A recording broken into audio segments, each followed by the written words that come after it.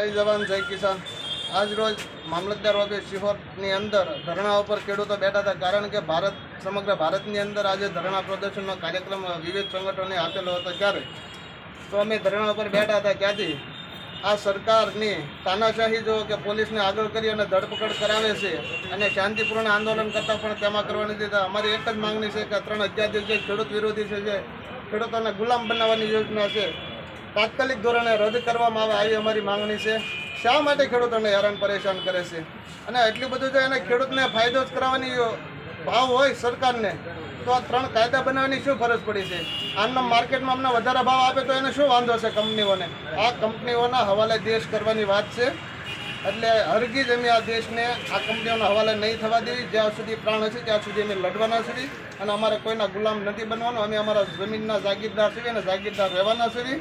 એટલે સરકાર સમજે શાનમાં, અમે છીએ ભાનમાં, નહીં તો સરકારને આવવું પડશે લાઇનમાં। જય જવાન જય કિસાન।